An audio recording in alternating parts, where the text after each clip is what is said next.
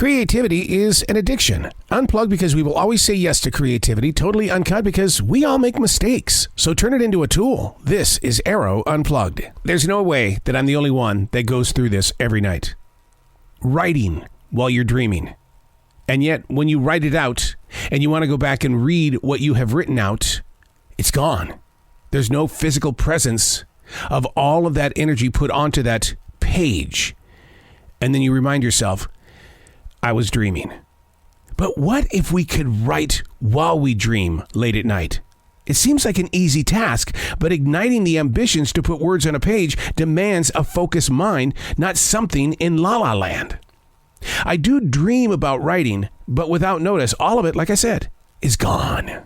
I'm not getting it back. What was I writing about? I don't remember. It was a dream. Well, I had to do some research here. And the research says that writing text messages while you sleep is the new normal. Experts say it's also very dangerous.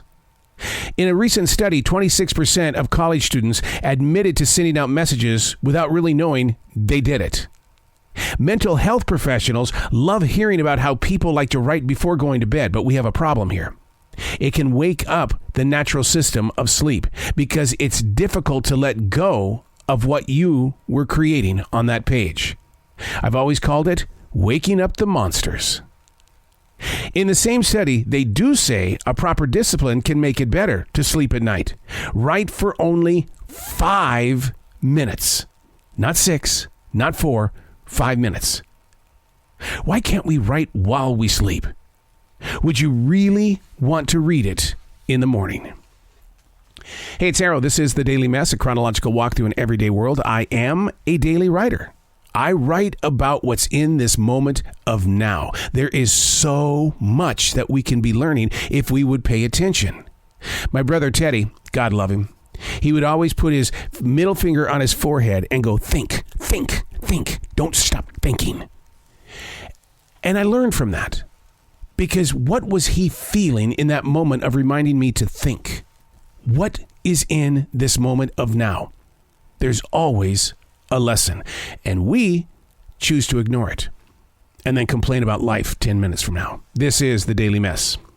Reaching, that's a big word, reaching into the presence of what's quickly becoming a brand new day.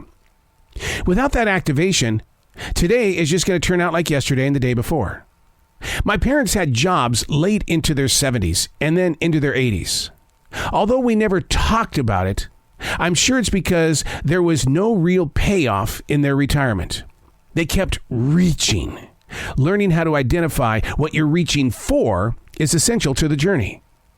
Because I'm a daily writer, I know my goals. I know where I need to be traveling. We aren't getting anything back from the investment. Reaching extends. It's moving ourselves forward while creating a sense of security. I mean, it's too easy to land a job and then settle in. We've learned to accept life as it is. My parents knew they had to show up at their late night jobs. Then they would sleep until 12 noon and then get ready to reach into that job late into their 70s and 80s. So I ask very honestly, what is your reach? It has to be bigger than a goal and much larger than a dream. The reach has to be fully activated before you receive the blessings. Reaching. What is that greater ambition that you're trying to get to? And the word trying really falls flat on my path. And the reason why is because trying means you're trying. It's not doing. There's a difference between trying and doing. Reaching is the same exact thing. What are you reaching for and why can't you grip it? Is it too large? Too heavy? Is it impossible because maybe you don't have the skills to actually have it?